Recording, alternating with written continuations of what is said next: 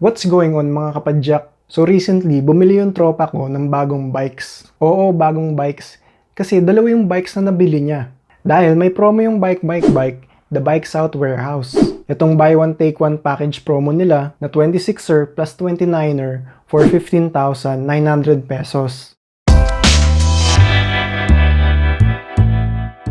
So itong buy one take one package ng bike includes the 2021 Force 29er MTB at ang 2020 Shanp 26er Commuter bike. Nakasolda set to sa the Bikesouth warehouse. At may mga assorted colors na rin pala to na available na pwede mong pagpilian. Kaya tara, i-bike check muna natin ang mga bikes na to.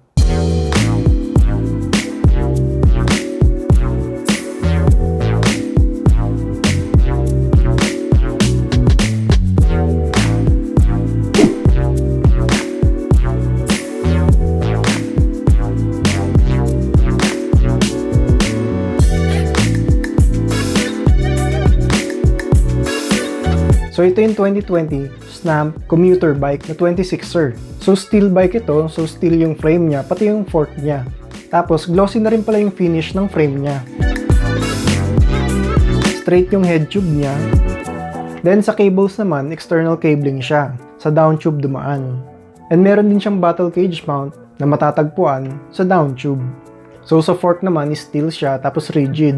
Wala siyang suspension. At single speed rin pala ang bike na to. Yung crankset niya is 32T. At yung sprocket niya sa likod is 16T. So hindi siya kagaya ng fixed T, pag pinedal mo, para magpreno ka is kailangan mo siya i-back pedal. Ito naman kasi is free wheel siya. Then sa brakes naman is mechanical. Sa harap nga lang is naka-caliper brakes. Tapos sa rear naman is naka-drum brake siya.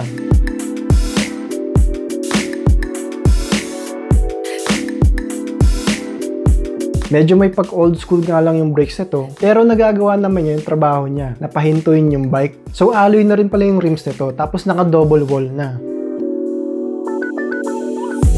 Then sa tires naman is nylon na to na 26 by 1.5 ang lapad. Tapos fast rolling na rin pala yung tread pattern nito. So okay na okay ito lalo na sa mga urban or city environments.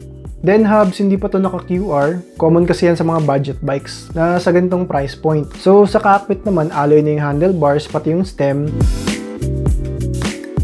Pero yung seat post is steel pa.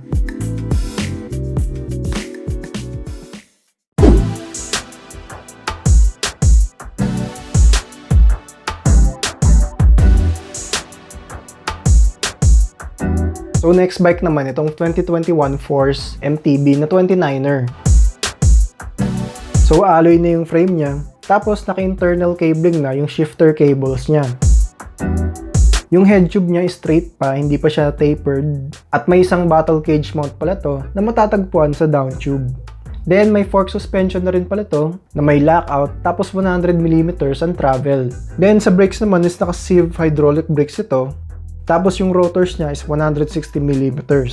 Yung group set naman niya is naka 2x10 speed na SENSAH mix.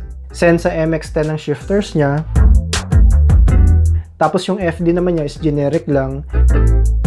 Then yung RD naman niya is naka SENSAH MX10 na 10 speed na.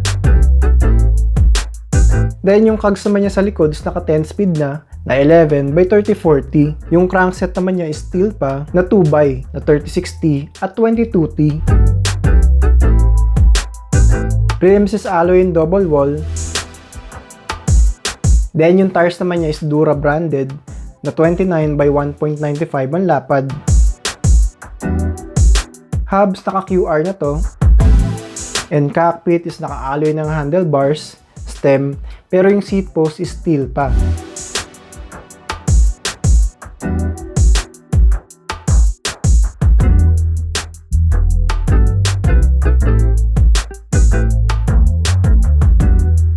So ayan nga pala ang bikes ng buy one take one promo ng the Bikesouth warehouse. Yung MTB pwede mo ipang long rides tapos konting trail rides na din. Basta XC trails kaya yan. Kung may mga ahon naman sa pupuntahan mo, hindi ka mahirapan dito dahil sa gearing niya na 2x10 speed. Tapos, naka-hydraulic brakes na rin pala to. So, mas malakas yung braking power niya compared to mechanical disc brakes. At yung commuter bike naman, pwede mo rin siya pang long rides. Pero, pagdating sa mga ahon, baka mahirapan ka dito. Kasi medyo mabigat yung gearing niya pagdating dito. Yung Shanp commuter bike naman is parang pabigay na sa promo na to. Kasi mag-a-add ka na lang ng 1,900 pesos sa 14,000 SRP price ng 2021 Force 29er MTB ay may dalawang bikes ka na.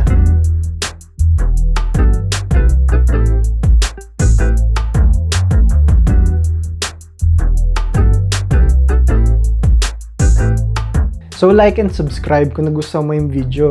At click mo na rin yung notification bell button para kasali ka na sa bell notification squad ko. That's all mga kapadyak. Till next time.